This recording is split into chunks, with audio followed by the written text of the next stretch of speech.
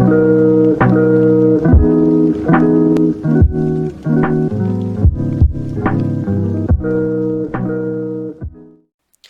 guys, how's it going, Russian? Welcome back to the Cards and Castles TV commentary. We've got some good matches lined up for you today. So, without further ado, let's go ahead and jump into game number 1 and see what all the games have in store for us today. Alright folks, for that first match, we've got Remnant taking on Sir Jeffrie, so a little bit of Druid Warlock taking on Pirate Crusader. Let's go ahead and see how things go here as we jump into the match.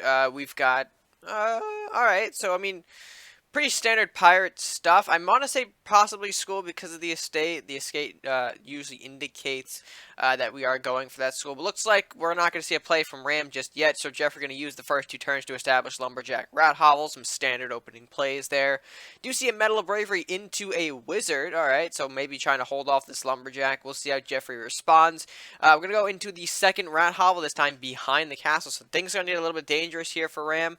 Of course, putting out those multiple hovels can get a little overwhelming if you let those grow out of hand. We'll see how Jeffrey uses these rats, though. Again, we're going to see another Wizard push in. I really can't tell what Ram's actually running with this just quite yet. Because, of course, Wizards can appear in any deck. So, again, a little difficult to say. We'll see an Armory get placed down. So, of course, we're going to do a little bit of work on this line, it looks like. We're going to see both Wizards take out some units there, the Lumberjack and Rat, respectively, here. But that's going to mean nothing to Jeffrey. He actually puts a Dagger Storm, which is going to be useful here. That does go into both Wizards. You see a little bit of bleed damage taken out of each of them. We're actually going to hit the one that's weaker, or the one that has more bleed, excuse me, to make it weaker. Meanwhile, pushing up Southport and Elvish Thief along with some more rats. I'm not sure if I agree with that because, of course, we're going to use these Wizards to take out the Thief and Captain. Following up with a Ramrus, okay, that does lead to one of those rats being taken down, which clears the way for Wizard to make a more clear shot onto the Elvish Thief. Manticore comes in as well, so actually very nicely done in creating a Spirit Link to keep these Wizards alive a little bit longer so that way these rats can't get to them. We do see an Elvish Thief get pulled, which is going to be useful. That will, of course, go into, what's it called? The Manticore, I guess, right? Yeah. And, of course, the rats doing a little more chip damage. This Wizard will fall. And, of course, just leaving Ram with the Ramrus. How fitting. Manticore a second time will make an appearance to, looks like, clear up some of these rats in conjunction with the Ramrus. Blue Fireball, so finally going to start eliminating some of these buildings like the hovel. Very nice. We do see a big pull for Jeffrey, though, in the form of School. His hand is looking low, so we'll see if he can use this School to refill that hand. He does kind of need that right about now. We do actually see a Centaur, though, make its way to clean up that School. So, unfortunately, Jeffrey's going to have a bit of a harder time in dealing with this. Does have some ways, I mean, Arbiter, but you don't want to use that too, with the yet, really. That's probably the right word.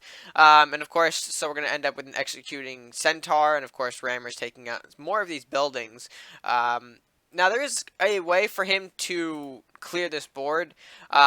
He can trade most of these rats into whatever, whether it be the Wolf or Ramrus, to get rid of this Manticore and then use Arbiter to snipe off the Beastmaster, which will actually clear off the Ramrus, Bearhog, and Wolf, since all of them are classified as beasts. So we'll see how he decides to take this. He does go into the Bearhog, right? Okay, Captain, that's not the play. Yeah, he miscounted the gold. I kind of understand what the thought process was. Use the Southport so that way you can keep most of the rat bodies. But unfortunately, he did not have the right gold to, line up with that play. So he does let these beasts run wild for another turn. Maybe Ram puts out more beasts, but we'll have to see. Bearhog comes in, eliminates some of the rats here. Ramrus gets behind the hovel, takes that out. Wolf going to go ahead and take out the last remaining rat, too. Not even going for the castle, but Ram also follows up with a call for aid, which is going to be a bit annoying for Jeffrey to deal with, so it looks like he's going to surrender at this point, and that will be the game in Ramnam's favor. Pretty good showing for what I believe to be a Druid Warlock Beast deck. I mean, I saw Ramrus, we saw Beastmaster, we did see Call in there as well, but it looked to be a majority focus towards the Beast, so if it is a, what is it, Druid Warlock Beast deck. Then props to him for taking down a school deck. Very nicely done there. It could have gone differently if Jeffrie did time that, or at least count that correctly with the Southport Arbiter. We could have seen the Arbiter take out Beastmaster and then clear the entire board and kind of work its way back from there. But with that being said, overall, Ram, solid victory here. Let's go ahead and jump into match number 2, though, and see what that match has in store for us. Alright, and match number 2 will be Wazz taking on Scorpion 200. A little bit of Viking Pirate versus Viking Ninja. We'll see which one comes out on top here. Looks like Scorpion's running Dragons by the looks of it. I mean, I'm seeing Shadow and Green Drake, so again, kind of foreshadowing this is going to be a Drake deck here. We'll see what Wazz has in store for us. Again, we don't really know because we haven't seen cards yet. We will see a Metal of Bravery into a Southport. Okay, so maybe a bit of ramp action going on here. We'll see where that goes. Looks like Ice Drake going to be the response from Scorpion. That's fine. I mean, can't get through it as it is now. I do see a temple, however, with that additional ramp, so that will be actually a clean trade there on the board here. We'll see if Scorpion can counteract with, I believe, the Shadow Drake going to be his play, right? Yep, following up with that. I mean, he could have gone for the Dragon Search, but that's pretty risky. You don't know if you're going to pull something like a Fire Drake or, you know, a Green Drake when you could just play a Shadow Drake here. But we will see Dragon Knight sort of block off here to try and protect the temple here. We will see a Green Drake follow up.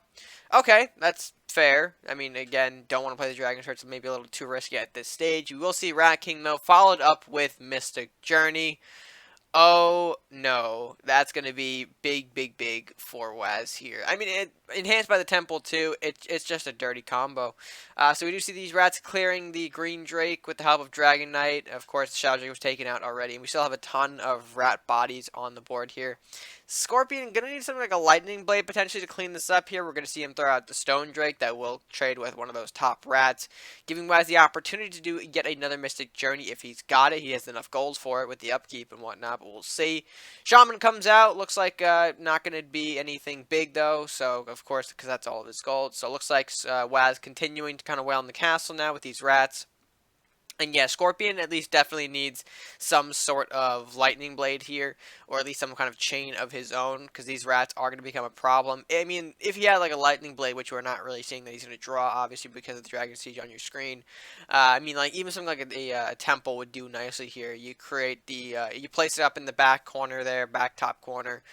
You do a little bit of damage to the Rat King, chains over to the rat. You're clearing the bodies, but it looks like he's not really drawing that as of this moment here. We are going to see a multi-strike go down on this Stone Drake, so I think I know what he's going to do. Goes for the Sheep with the Slaughter as well, so yeah, definitely going to go for it. Shaman gets taken out. Stone Drake survives just enough to kind of kill off the Temple, so it does mitigate some of the damage that's coming in from these bodies. We will see Lumberjack, though, come out from Wazz to clean up the Stone Drake. Following up with the Blacksmith, so kind of giving the rats more power anyway. Doing a bunch of damage here. Faithful Drake coming in as well. So yeah, all those rats can go ahead and chip away for 2 each. And yeah, this might be over. We see that Mordok's pretty much the only unit he's got in play. He could do something like a Dragon Search, which I kind of do recommend at this point, because you want to look for a you want to look for a Fire Drake, but ultimately we're not going to get that. Probably was going to go for the Mordok to set himself up, maybe get a Headless to either kill off the Blacksmith, or again, do some more cleanup if he could. But yeah, ultimately not going to be enough. Wazz going to overpower with the Mystic Rat combo. And yeah, very, very demonstrating example of why Mystic Rats are something that people should pick up on if they haven't done so already. As much as I don't want to see it emerge in the meta, it is something that, you know, you should probably start looking into if you're looking for a new deck to explore. But yeah, overall, very devastating Mystic Rat deck here, and congrats to Wazz for that win. Let's go ahead and jump into match number 3 now and see what our final game has in store for us. Alright folks, and for our final match of today, we've got Ninja with the Warlock Viking taking on Kiebasypower in the Pirate Ninja. So, interesting faction color choices from both contenders here. We'll see what each of them have to throw out. Potentially some undead stuff from Ninja, though, because we're looking at Gravestalker and Banshee in the opening hand. But again, we'll just have to see how things go. We will start things off, though, with the Salahar Rider. Okay, that's completely fine. Following up, Kibasi's got no opening play here, so that does allow the Salahar Rider to come in for a free 2 damage. Kibasi's going to have to maybe respond now. Okay, brings out the Miner. We'll hopefully see if that connects with the Castle. Alright, it does, so he does keep the Miner. That's going to be very good for him in the opening stages here. He needs some bodies on board here. And he's going to respond with a Banshee. Alright, that seems fair. We'll see if Kibasi goes for the trade or not. Looks like he's going to make that trade. Alright, that's fine. Giving Ninja a Dragon Search. Alright, that's a pretty strong pull from Banshee. Ninja not going to go for it, though. Opting to go Gravestalker instead. Okay, that's fine. Going to try and get some more bodies out, maybe. We will see a Dagger Storm, though, from Kibasi. Does effectively clip the Gravestalker because, you know, he's got 3 health. Dagger Storm does 3 bleed. You kind of put the 2 and 2 together there, but we're not going to worry about it. Going to summon another Gravestalker, following up with another Rider. Alright, that's fine. Going to get some more bodies out. Hopefully maybe overpower Kibasi before he can really do something here. But Murder takes out that second Gravestalker. Does leave Rider to do another 2 damage to Castle here. So that's, I guess that's fine. No big deal. We'll see Vampire, though, make an appearance. That will, of course, show its ugly head and look to do some damage. I don't see buffs or anything, so I mean, it looks like he's safe on that front for now. But it looks like Tunnel Escape's trying to do its best to clean up a couple of these units here. Both Riders getting cleaned up by both Miners. We did lose 1 Miner, but that's okay. At least we kind of preserved 1 to make a better trade with the Vampire, if that's the case we're going to go for. We'll see Lich, followed up by the Ice Drake, I assume, right? Yep, that we pulled from Dragon Surge not too long ago. And, yeah, throwing it back to Kibasi. He's got lethal lethal down his face here. We'll see how he's able to do with that. Robbins comes in, does generate 5 gold. Kunoichi does clear up. Okay, so Kibasi stays in the game. That's good. Following up with the Metal here and to a Ranger. Ranger? Ranger. Did I say Ranger? That's a Wizard. Ay vey. Alright, we'll see Headless Horseman come in. He'll make an appearance. Gonna go ahead and hit Wizard, so that puts him in range for Dragon's Fire. We'll see how Kibasi responds to this. It looks like he's going to actually approach Castle. Alright. Does do a little bit of damage before. Oh, alright. Forbidden Scroll. Does mean Wizard survives. Or at least it will survive, considering that you've got Dragon's Fire unable to really make that kill. Although Blue Firebolt, I think we're going to go for the Mordok kill, though, because Mordok's a bit more threatening than the Wizard, especially since we can Dragon's Fire that anyway. And I throw it back to Kibasi now. He looks like he's lost a chunk of his units here. Looks like he's going to go for a Blacksmith and Elvish Thief. So giving Ninja more Dragon's Fire fuel, you know, again, he just played one, so I don't think Kibasi realizes he got the second. Does drop the second, so there goes all of Kibasi's units here. We'll see how Kibasi responds. What do we got? What do we got? Mordok. Alright. That does... Oh, alright. Phantom Strike. So that does actually clean up the Horseman. Do get a Horseman of our own. Okay, so that will probably clear up the Lich as well. Very nice. Make that clean trade there. Ninja might have to go with Mordok for defense here. Yep, he does make that Mordok appearance. Alright, we'll see how Kibasi is able to get through this. Will he just exchange the Mordoks, or what has he got? Ooh, he drops Execution. That gives Mordok a clear hit to the castle. Does do a little bit with Banshee damage as well. And that might actually be the game. We do see Ninja's got only a Necromancer in hand to deal with this. He can kill off the Mordok. Hopefully you don't generate a Wraith. Alright, he gets a Banshee. That's fine. We have a Banshee of our own. We'll see if maybe we can use these spells here. We do get a Hidden Intent for Kibasi. Fortify for Ninja. Ninja uses that Fortify to keep his Necromancer alive, so it doesn't make that Lumberjack trade. Not quite at the stage of double draw yet, but we're going to see Kibasi take down more of Ninja's health. He wants to kind of keep him at a minimum turn if possible. You know, give him not... doesn't give him any room to breathe, is what I'm trying to say here. And it looks like Wraith going to be coming in to clean up the Lumberjack. Necromancer retreats to kill the Banshee. And I mean, judging by the castle health, it's over. There's nothing that Ninja can do. He's got no castle healing. So it does mean Kibasi will take this game in a very good comeback-like fashion. I mean, you got to hand it to him.